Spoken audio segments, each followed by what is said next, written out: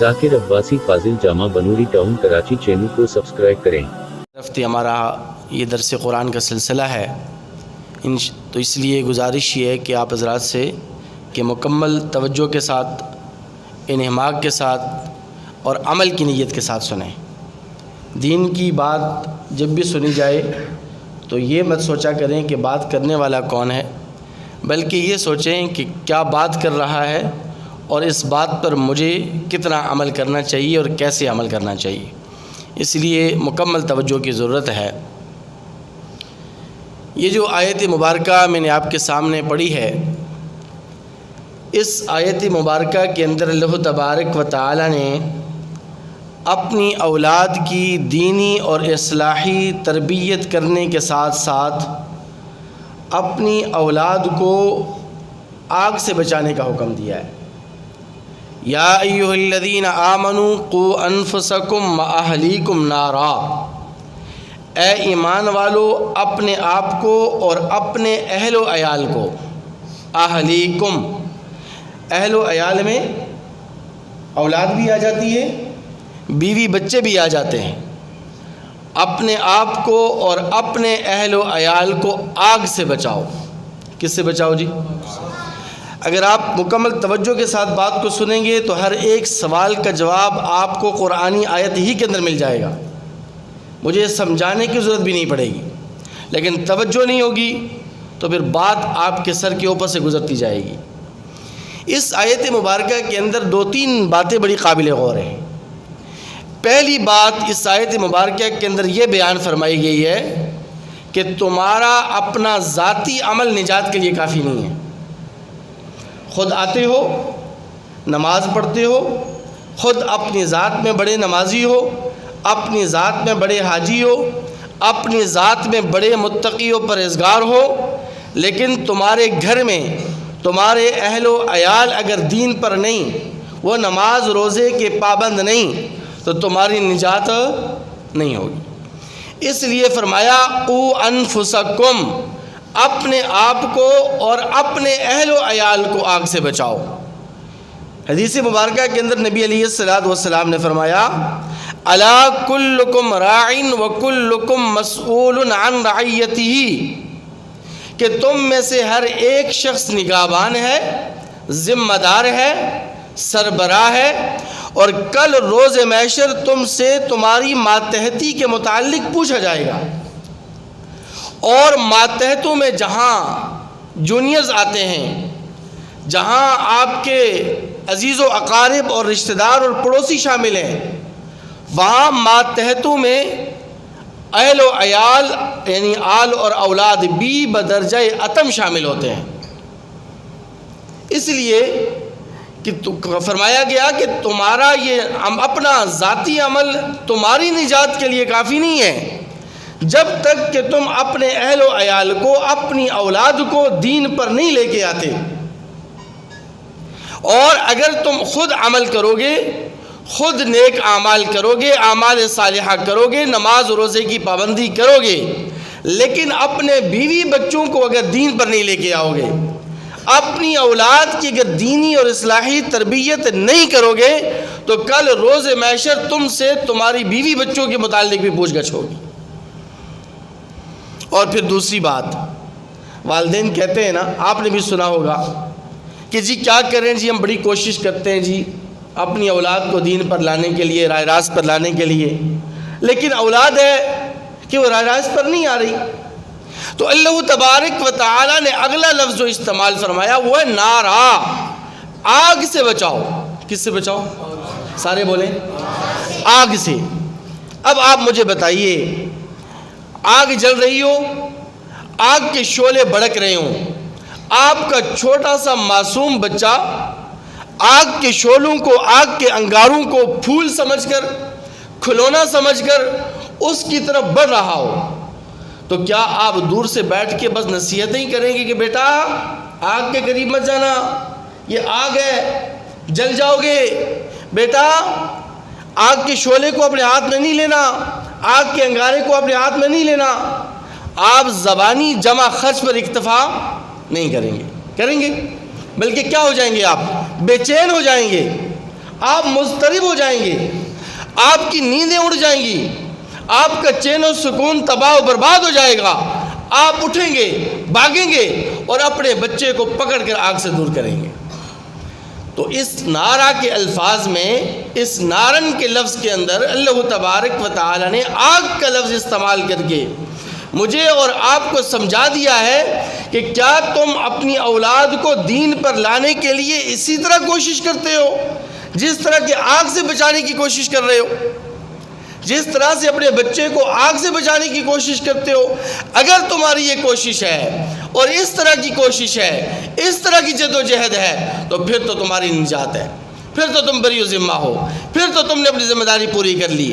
لیکن صرف زبانی جمع خرچ پر اکتفا کیا، زبانی نصائح پر اکتفا کر لیا، تو پھر نجات نہیں ہو سکتی، پھر پوچھ گچھ ہوگی، پھر اللہ کے ہاں پکڑ ہوگی، پھر اللہ تبارک و تعالیٰ روز محشر پوچھیں گے کہ اپنی اولاد کی دینی اور اصلاحی تربیت کی ہے نہیں کی ہے۔ اچھا، پھر ایک اور مزے کی بات،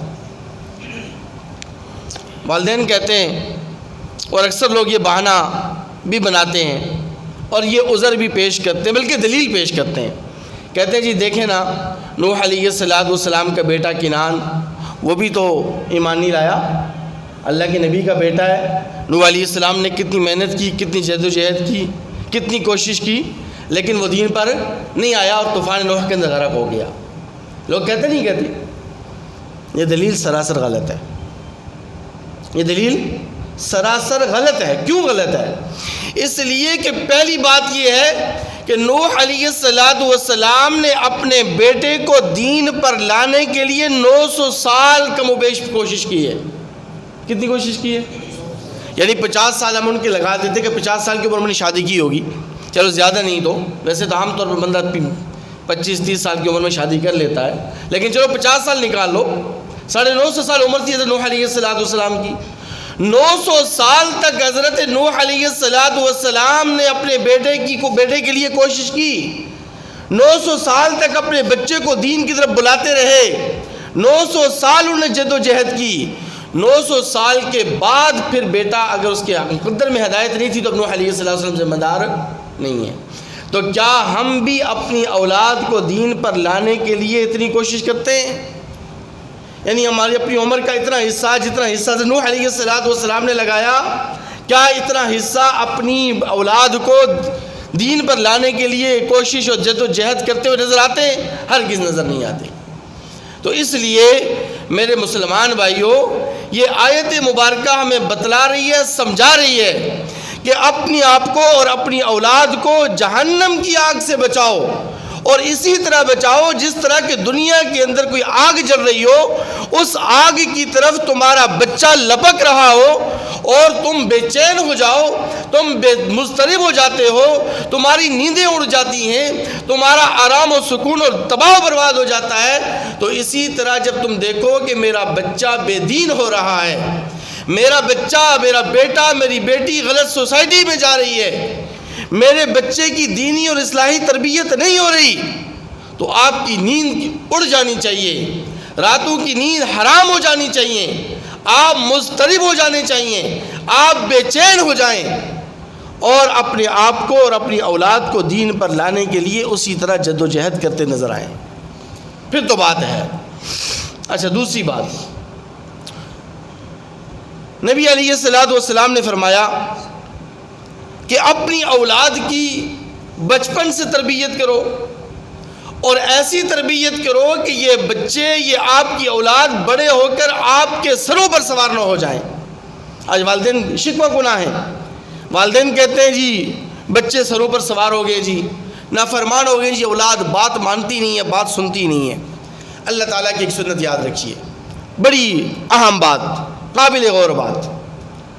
اللہ تعالیٰ کی سنت یہ ہے کہ جو آدمی مخلوق کو راضی کر کے، مخلوق خدا کو راضی کر کے اپنے خالق کو ناراض کرتا ہے، بات سمجھ آ رہی ہے؟ مخلوق کو خوش کرنے کے لیے، مخلوق کو راضی کرنے کے لیے اپنے خالق اور اپنے رب کو ناراض کرتا ہے، اللہ تعالیٰ اس مخلوق کو اس کے اوپر مسلط فرما دیتے ہیں۔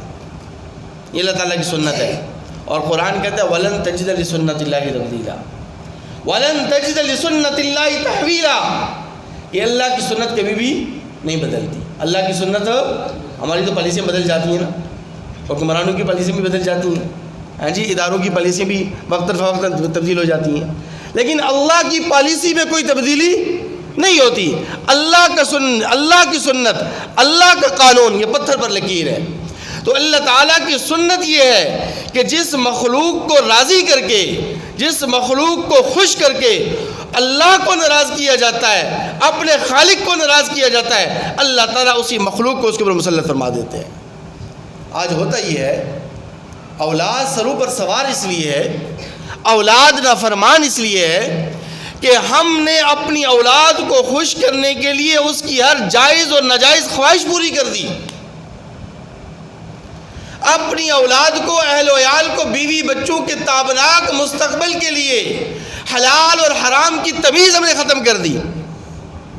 اپنی اولاد اور اپنی آل و اولاد، بیوی بچوں کی خواہشیں پوری کرنے کے لیے ہم نے دن رات ایک کر دیے، دن رات ان کو راضی کر کے اپنے رب کو ناراض کر رہے ہیں، تو پھر یہ مخلوق تو ہمارے مسلط ہوگی نا۔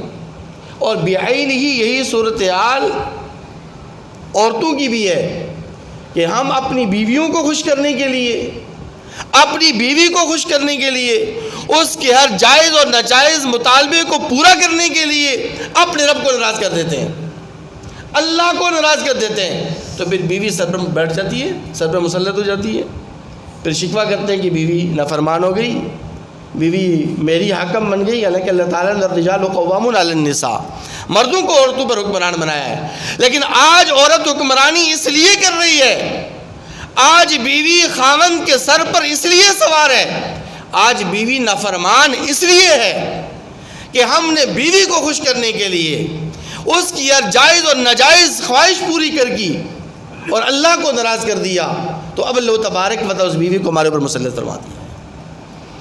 تو اس لیے نبی علیہ السلام اس حدیث مبارکہ سے یہ بات سمجھانا چاہ رہے ہیں کہ جب تم اپنے اہل و عیال، اپنی آل اور اولاد کو خوش کر کے اپنے رب کو ناراض کرو گے، تو پھر یہی مخلوق، یہی آل اور اولاد، یہی تمہارے اہل و عیال تمہارے سروں پر مسلط ہو جائیں گے اور تمہارے نافرمان بن جائیں گے۔ آخری بات، چونکہ ماڈرن دور ہے، ترقی یافتہ دور ہے، ہر ایک بندہ پڑھا لکھا ہے اور اتنا سمجھدار ہے، اتنا سمجھدار ہے کہ وہ اللہ تبارک و تعالیٰ کو بھی مشورے دے رہا ہے، اللہ کے نبی کو بھی مشورے دے رہا ہے کہ کاش یہ شریعت کا حکم ایسے ہو جاتا، یہ شریعت کا حکم یوں ہو جاتا تو کتنا اچھا ہوتا۔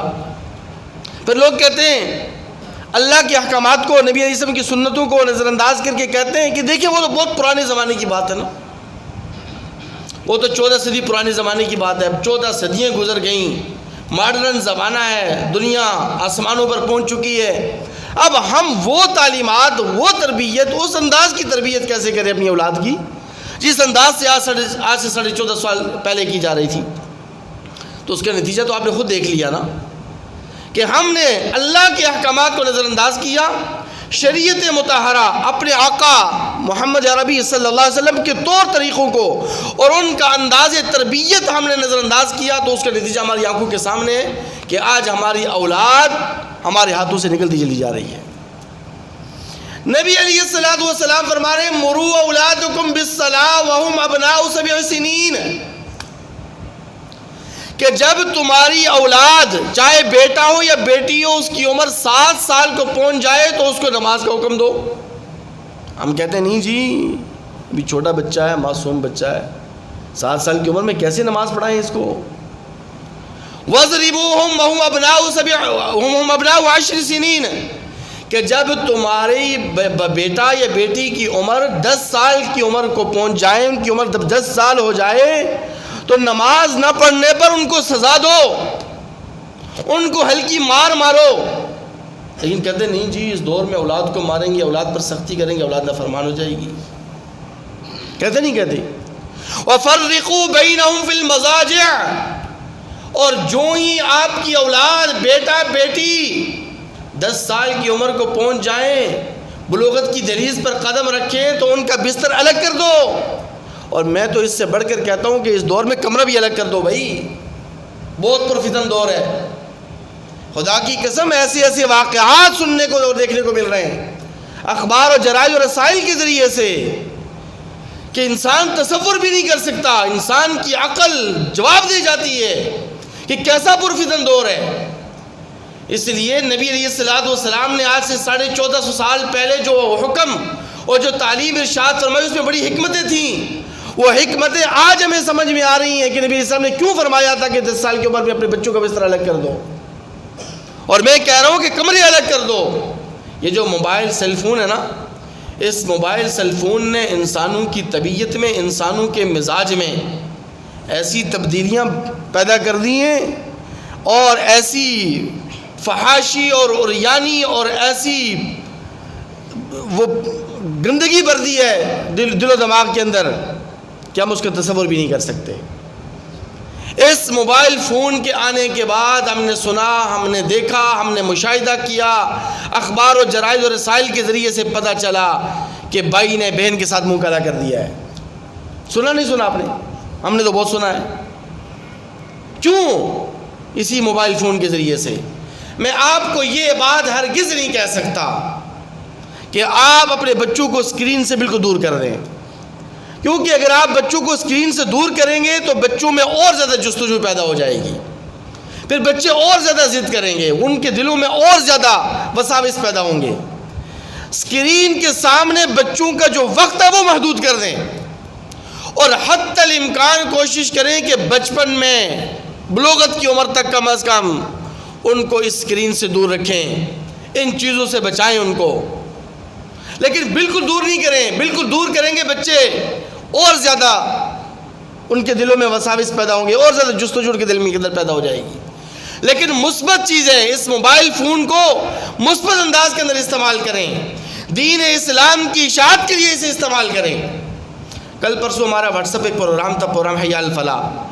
الحمدللہ میں تجدید بن نعمت کے طور پر یہ بات کہہ رہا ہوں کہ ہفتے میں 3 سے 4 گھنٹے واٹس ایپ گروپوں میں 3 سے 4 گھنٹے دینی پروگرام میں کرتا ہوں۔ اس میں کوئی دنیاوی بات نہیں ہے، کوئی اس کے اندر جو ہے نا فضول بات نہیں ہے۔ 15 منٹ بیان ہوتا ہے، 45 منٹ سوال جواب ہوتے ہیں۔ آپ لوگ تو میرے خیال سے زیادہ سے زیادہ 30-35 بندے یہاں بیٹھے ہوں گے، اور ہمارے گروپوں میں ایک گروپ کے اندر کم از کم 300-400 بندہ ہوتا ہے۔ 15 منٹ بیان، 45 سوال، اور ایسے ایسے سوال اور جواب کہ انسان کی عقل حیران ہو جاتی ہے۔ بھائی سوشل میڈیا کا دور ہے، اس سوشل میڈیا کے دور میں سوشل میڈیا کو ہم نے استعمال کرنا ہے، اور سوشل میڈیا کے ذریعے سے ہی ہم نے دین اسلام کی اشاعت کرنی ہے۔ اس کو نظر انداز نہیں کیا جا سکتا، اس کو اگنور نہیں کیا جا سکتا۔ ہاں، اس کو مثبت انداز میں پوزیٹیو لے کر اس کو ہم نے استعمال کرنا ہے۔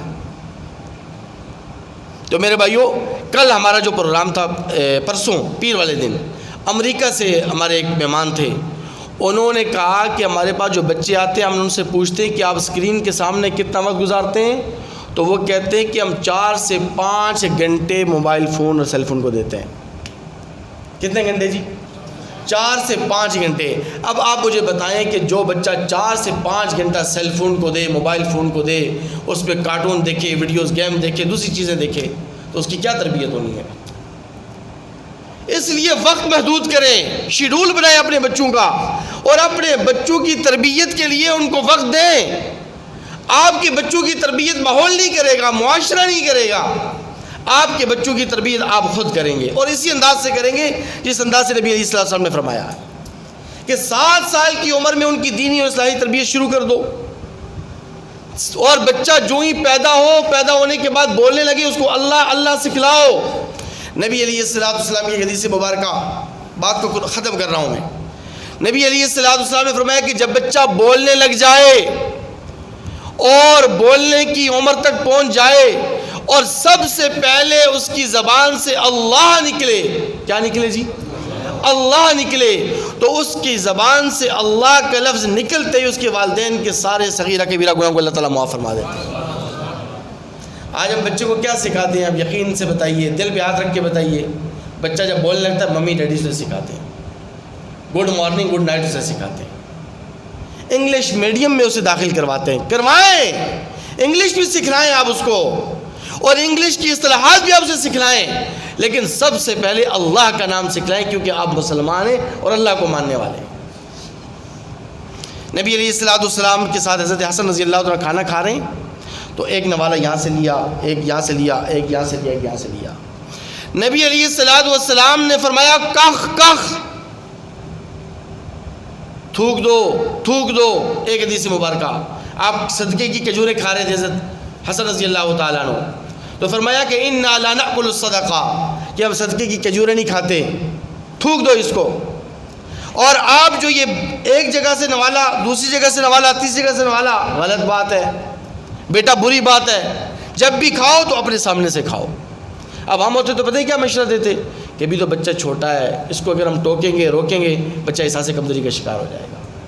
لیکن نبی علیہ السلام بچپن ہی سے تربیت فرما رہے ہیں۔ ابو سلمہ، عمر بن ابو سلمہ رضی اللہ تعالی عنہ نبی علیہ السلام کے بعد زیر تربیت ہیں۔ آقا علیہ السلام ان کو بھی یہی بات ارشاد فرما رہے ہیں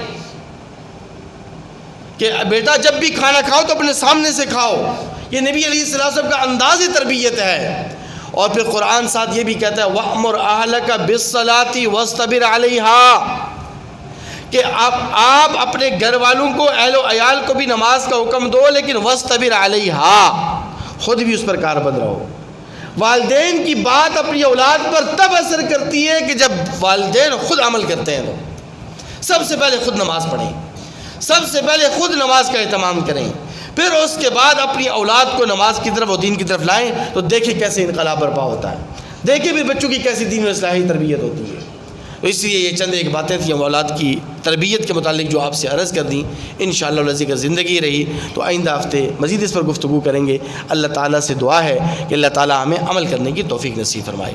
ایک دعا آپ کو سکھلا رہا ہوں کہ جب بھی آپ ہاتھ اٹھائیں نماز کے بعد، فرض نماز کے بعد، اوابین پڑھتے ہیں، آپ تہجد پڑھتے ہیں، اشراق پڑھتے ہیں، تو اللہ تبارک و تعالیٰ سے اپنی اولاد کے لیے دعا مانگا کریں۔ ربنا هب لنا من ازواجنا وذرياتنا قرۃ اعین واجعلنا للمتقین اماما۔ اس دعا کا ترجمہ یہ ہے کہ یا ربا، آپ نے جو مجھے اہل و عیال کی نعمت سے نوازا ہے، یا ربا اس اہل و عیال کو، اس میری آل اور اولاد کو میری آنکھوں کی ٹھنڈک بنا، میری آنکھوں کی ٹھنڈک بنا، اور یا ربا میری اس آل اور اولاد کو زمانے کا امام بنا، زمانے کا متقی بنا، پرہیزگار انہیں بنا۔ تو یہ جب دعا جب آپ کریں گے نا، تو والدین کی جو دعا ہے نا، یہ اللہ تعالیٰ کے عرش کو چیرتی براہ راست اللہ تعالیٰ تک پہنچتی ہے۔ والدین اور اساتذہ، یہ دو طبقے ایسے ہیں کہ جن کی دعا کو اللہ تبارک و رد نہیں فرماتے۔ اس لیے کبھی بھی اپنی اولاد کے لیے بد دعا نہ کریں، ہمیشہ اپنی اولاد کے لیے دعا کریں، اور دعا کرنے کے بعد اللہ تبارک و تعالیٰ کی ذات پر کامل ایمان و یقین رکھیں کہ اللہ تعالیٰ ہماری دعا کو شرف قبولیت ضرور عطا فرمائیں گے۔ اللہ تعالیٰ ہم سب کا خیر۔